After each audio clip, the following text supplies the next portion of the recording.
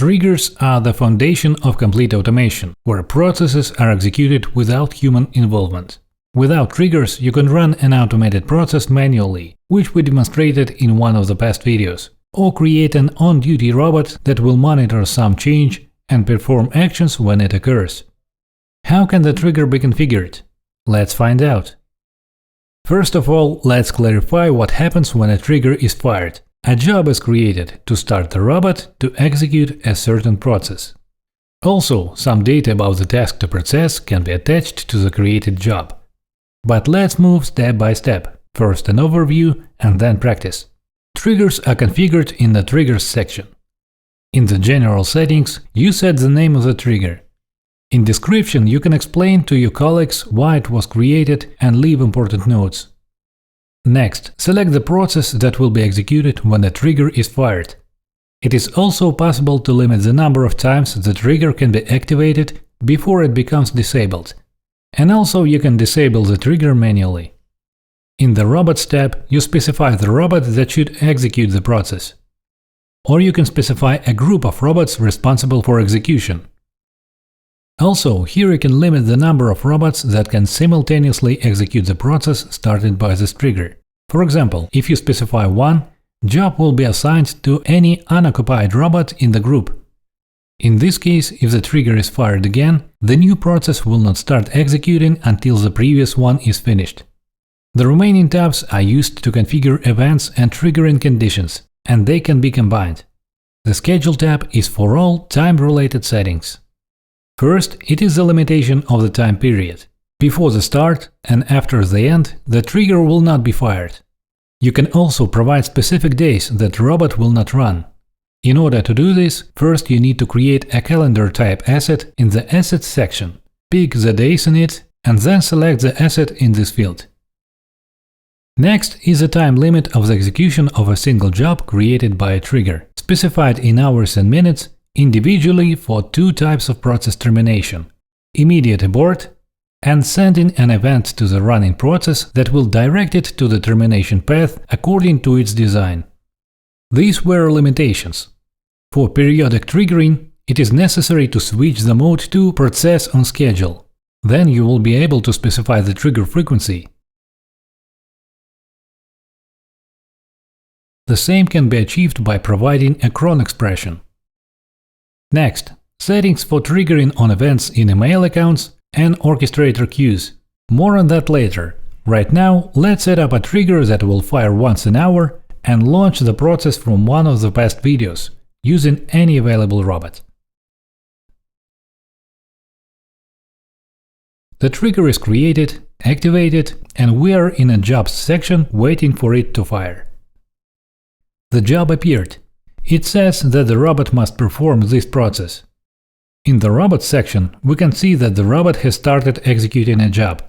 When finished, in the Robot Messages section, we can find the message from the robot that it sent according to process. Trigger has fired, the job is done automatically. Before covering the queue-based triggering settings, let's discuss the Queues section.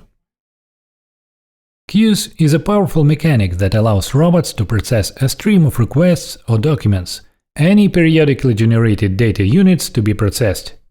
This data is stored as tasks and is usually added to Orchestrator by an external system via API.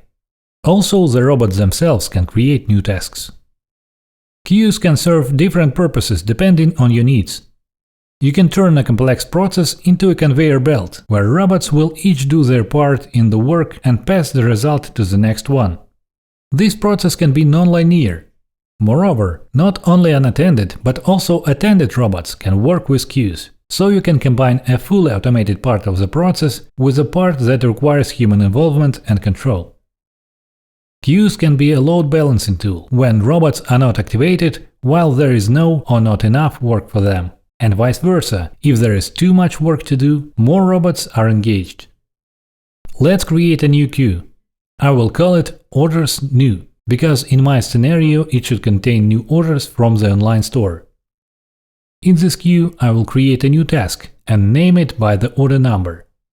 One of the most important parameters of a task is a status: new, in progress, success, the failed business, and failed application statuses are directly related to the process design logic of the Sherpa Enterprise Framework.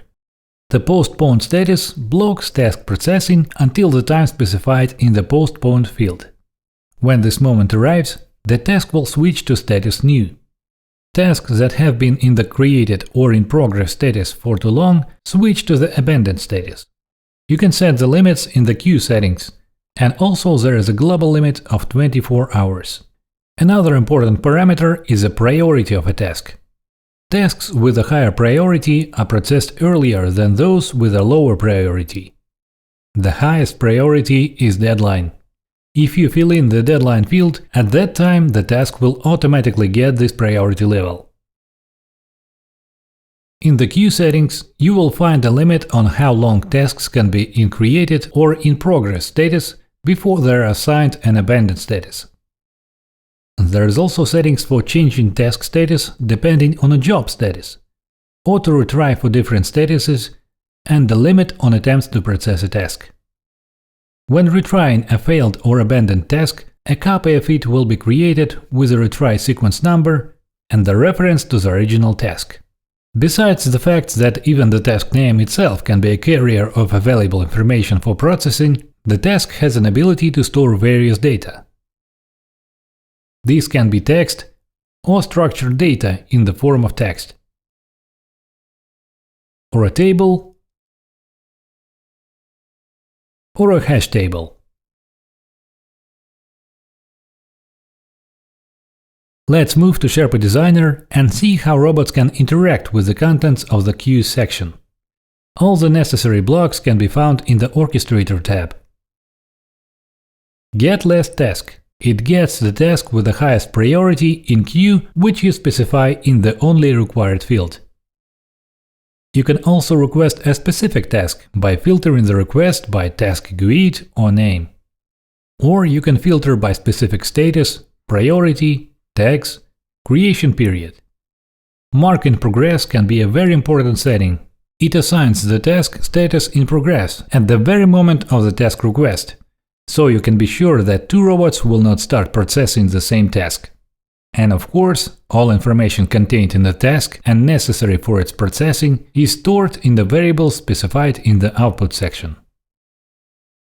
Using other blocks, you can get task list, set task status, create task, or remove it. It is worth noting the get default task block.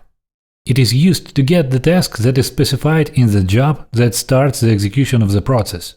An example will make it clearer. I created two processes.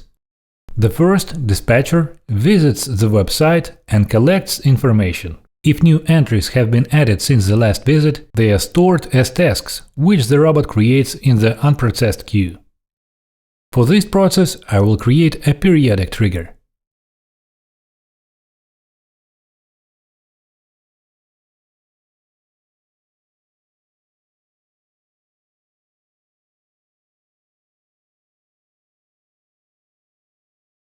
The second process, performer, it processes the data from the task.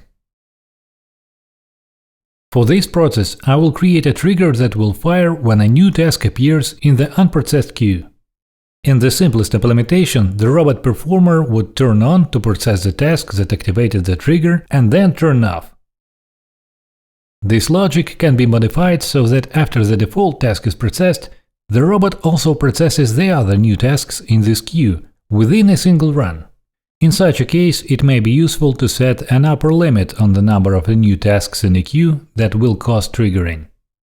Another option in the trigger settings under the Queues tab that you can define a specific existing task that will be attached to the job. In this mode, you will need to set another trigger condition, schedule or email. Let's see how two unattended robots work together.